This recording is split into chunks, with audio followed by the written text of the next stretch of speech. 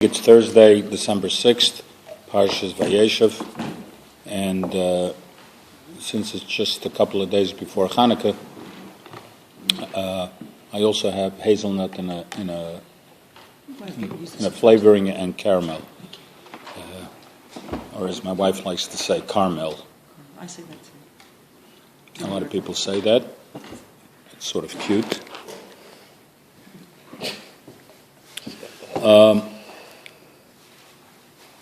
When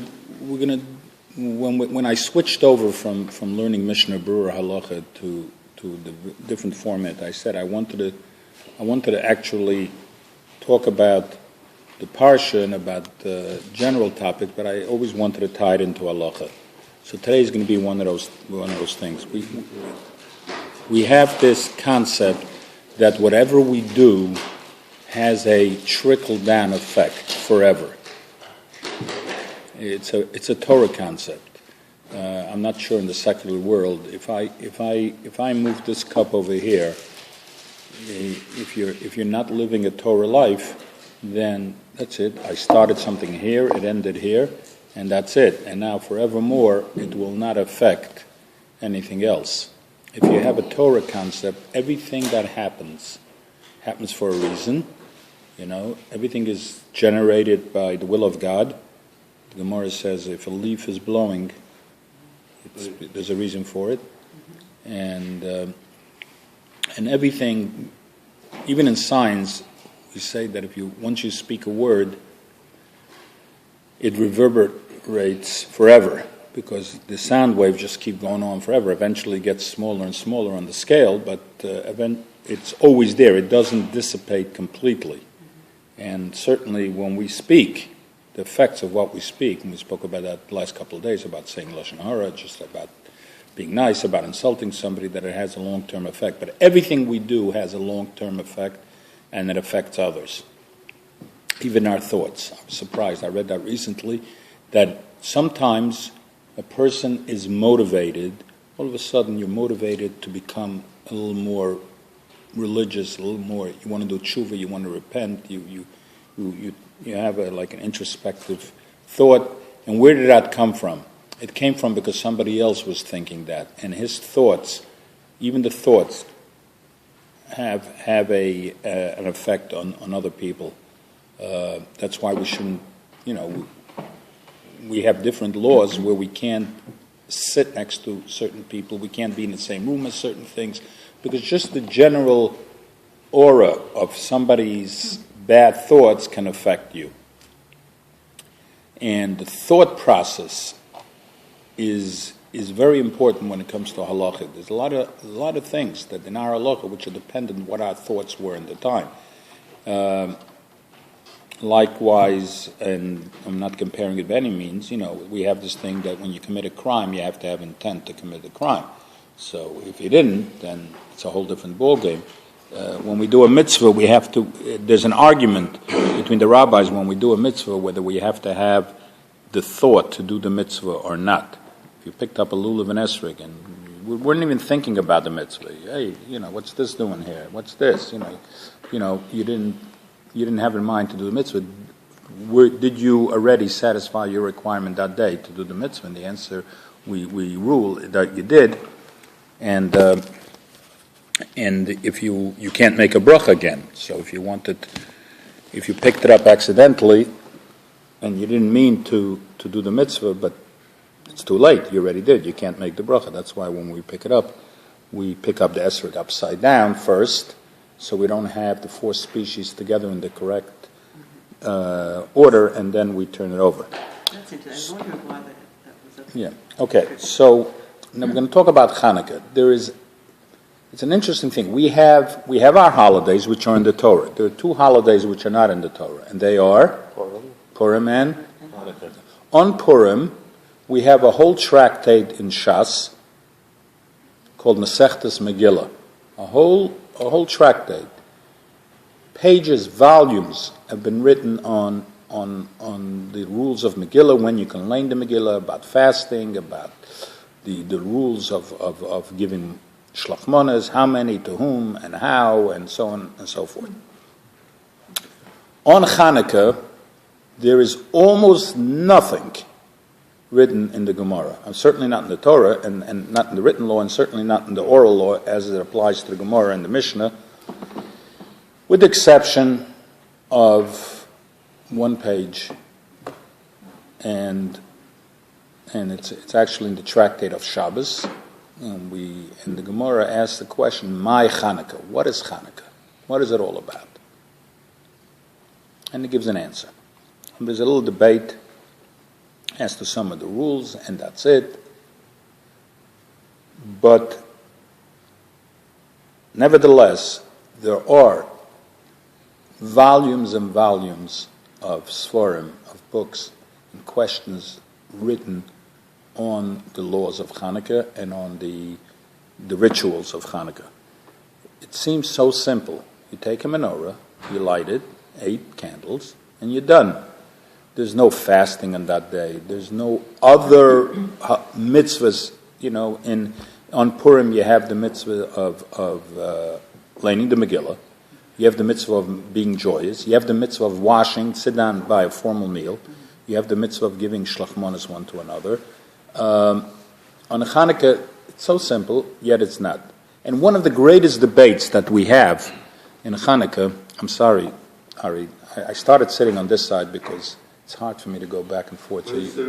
So just makes it more comfortable that I'm not. My God, I don't mean for a to. couple days and everything's Right. No, I don't mean to be ignoring you. More like a month. Don't embarrass me publicly. We welcome back Ari, and we're glad to hear that Eitan Shmuel is doing better. He's been through a little rough period, and may he only be stronger because of that. There's a great debate among the rabbis. What is the mitzvah of the menorah?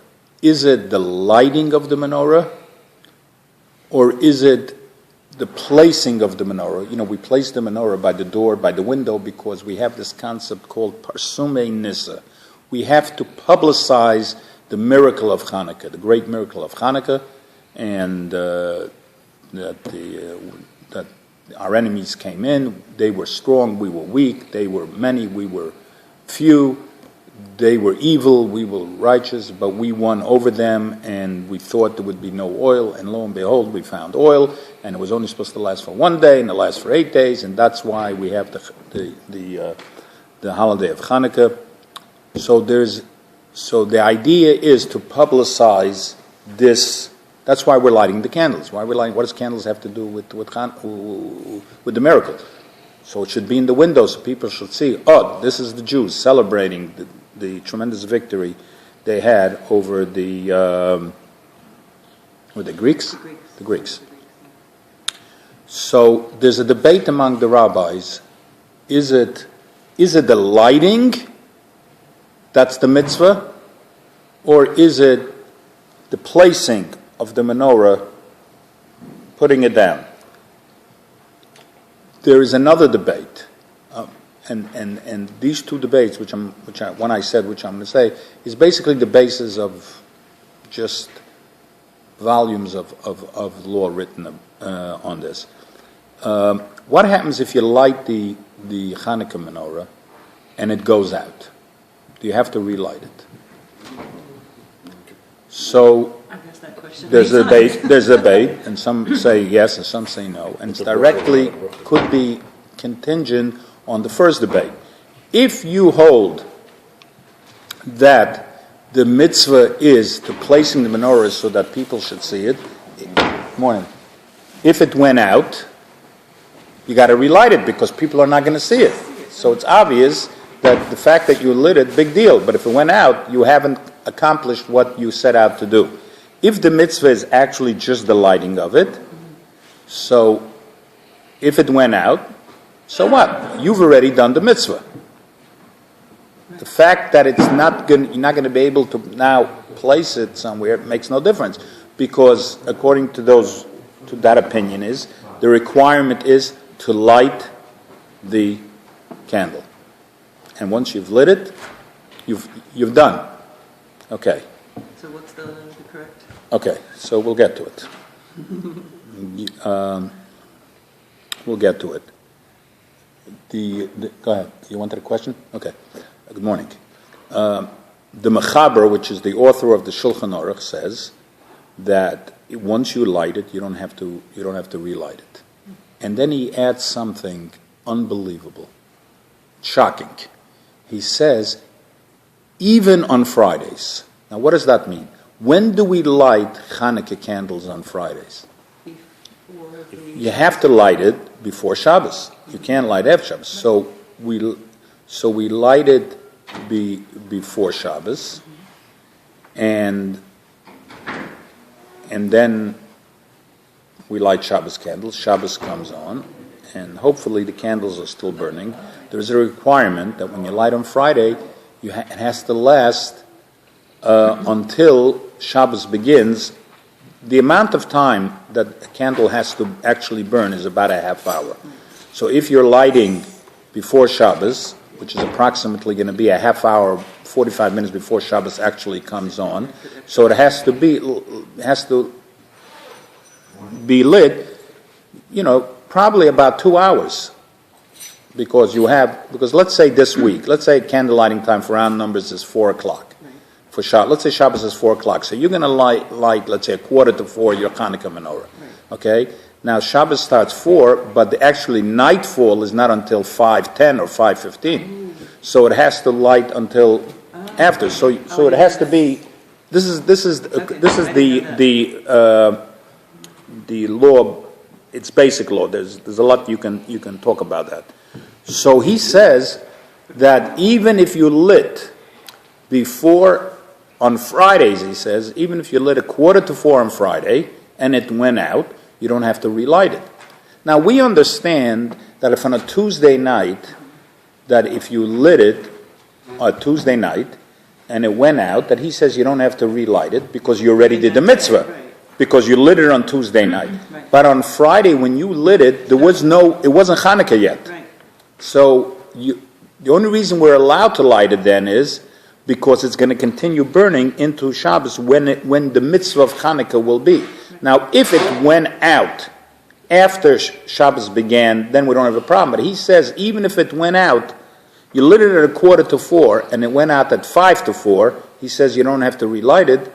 But why shouldn't you have to relight it? Day, theoretically. You haven't done the mitzvah for that day. Right. So it's very shocking and surprising that the Mechaber, we'll call him, the author of the Shulchan Aruch, says that even on Erev Shabbos. So he actually says that he gives a few reasons why he holds by that law. Because you can ask another question. You can ask a question, on Friday at 3:45, how can you light the candles and say, Baruch Atah Hashem Elokeinu melech haolam, blessed are you, the God, our God, that has commanded us to light the Chanukah candles. Now, he didn't. Right. At that point in time, there's no commandment. The mitzvah doesn't come in until nighttime, especially if we're talking about the first night of Chanukah. Okay? If Friday night would come out, the third night, you could say, okay, he already commanded us like a couple of days before, so we have this commandment on us. But if the first night of Chanukah would come out on Friday night, which it does many times, in that case we actually have 2 Shabbos Chanukas, and here's where I always ask a riddle, how is it possible Chanukah is 8 days, and in 1948 there wasn't a single Shabbos Chanukah? Chanukah never fell out on a Shabbos in 1948. So you think about that, it's a cute riddle that I ask for many years already. You hear, Shalom Aleichem, you hear the question I'm asking? In 1948, there was no Shabbos Chanukah. 1948? There was no Shabbos Chanukah. So don't give me the answer now. Don't give me that because I'm in the middle of a shiur, but you think about it. In 1948, sometimes you even have 2 Shabbos Chanukas. If the first night of Chanukah falls on Friday night, then you have the next day Shabbos Chanukah, the first day of Chanukah, and a week later, the 8th day of Chanukah is on Shabbos as well. So we have 2 Shabbos Chanukas, right? But in 1948, there wasn't a single Shabbos Chanukah. So we'll get to that in a minute. But the point that I want to make over here is, so how can you make this bracha? How can you make a bracha on Friday afternoon, Asher Kachanu, that you commanded us to light again? There's no commandment yet. It's Friday afternoon is the same as if you would do it 3 days before. You can't. If Chanukah falls out on Friday afternoon, you can't on Wednesday light candles and say Asher Kiddishonu, you have commanded us. But Tzivonu, and you've sanctified us and commanded us to do this mitzvah. That mitzvah does not come until Friday night. So how do you do it Friday afternoon?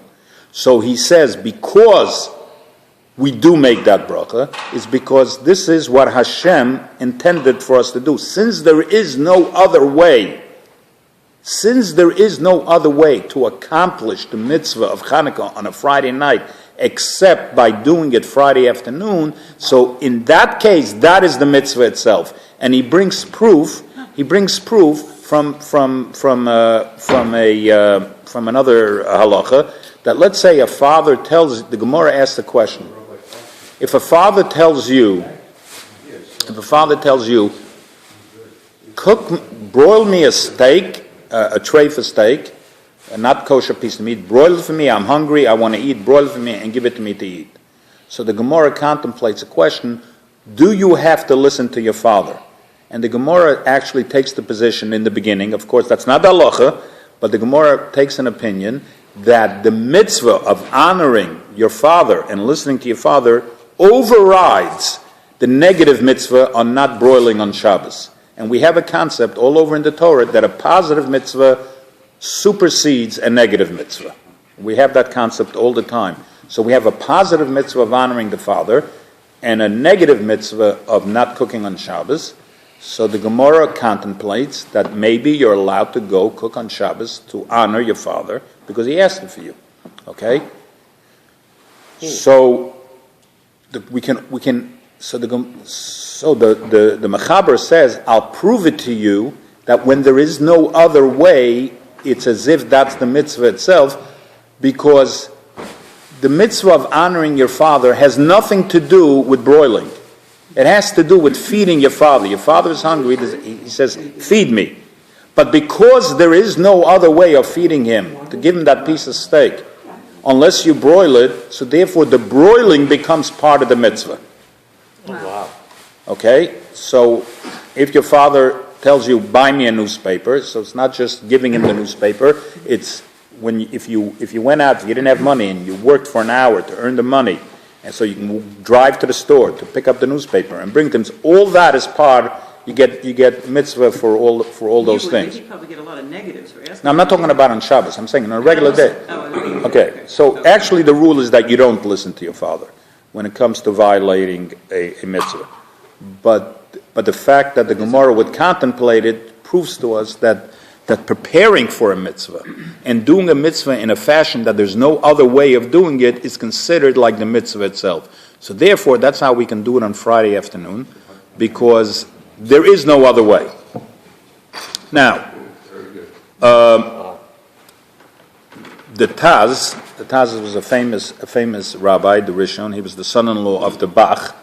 The Bach was the main commentary on the Shulchan Aruch.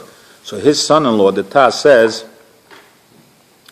that he disagrees. He goes, by the way, when I'm talking about that if you lit it and it goes out, the debate whether you have to relight it or not, I'm not talking about in a case where you light a candle sometimes and it instantly goes out. It didn't take. Right. You know what I'm talking about? For 10 minutes and then it goes out. Sometimes won't take. I'm talking about where it took. Right. Where the flame was a real flame and then it went out. Maybe 30 seconds later or a minute later. I don't know if there's a time there, but you know what I'm talking about. Where he says that you don't have to relight it. You can if you want to, right? No, the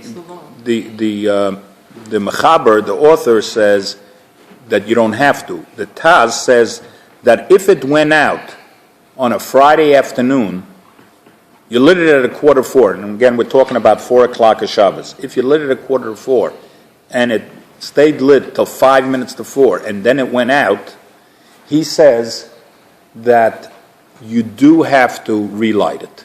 If there is still time before Shabbos to relight it. Before candle lighting time. Right. Okay. Right. So he's saying, why? Because He's saying because you still have time to do the mitzvah, and That would make sense. and that would make sense. So according to him, to his opinion, when you lit it the first time, you did not fulfill the mitzvah yet, because had you fulfilled the mitzvah, then you would not have to relight it. So according to him, when you do it the first time, it's not the mitzvah yet until it's until it goes into Shabbos. So according to him, how do you make the bracha of that you have commanded us to light the candles? This commandment did not apply yet. Had it applied already, then you would not have to relight it. So do you say the bracha after you keep it in mind and say? No, I'm saying so.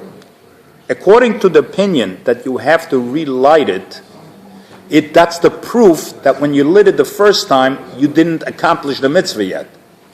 Because had you accomplished already, why would you have to relight it?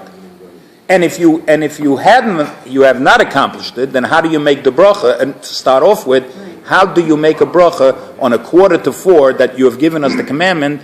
It can't be that we already have that commandment, because if we already had that commandment, then and you've done it, then why would you have to relight it? So the answer is, and you have to keep answer that there are two parts of doing a mitzvah. There is the act of doing the mitzvah, and then there is the accomplishment of doing the mitzvah. And the way I'm going to explain, the problem is I'm never going to get this in time. So let's leave it on here, and we're going to continue this on Monday, because it's a fascinating thing, because we have a question, and I'm going to go into it next week. How do you ever light candles on Erev Shabbos? How do you light candles on Shabbos? The mitzvah is to have candles lit on Shabbos. So if you're lighting on Erev Shabbos and it continues burning into Shabbos, how do you do that? Your act of lighting it before Shabbos causes something to burn on Shabbos. How does that work? Because what you're accomplishing, you're doing something now, but you're accomplishing something for later, and your act does actually, or you're creating fire on Shabbos, and this all ties in, but I'm going to have to finish this next week. On this Shabbos, what should I do? If I light This Shabbos is the regular Shabbos. We don't light candles. Oh, right, Yeah, Saturday night. it's Saturday night. So I'm not- But it applies only for next week. Okay. So we got a week to cover All right, this. good. Okay. Thank you, man. And Have a one good quick Shabbos, everybody. question.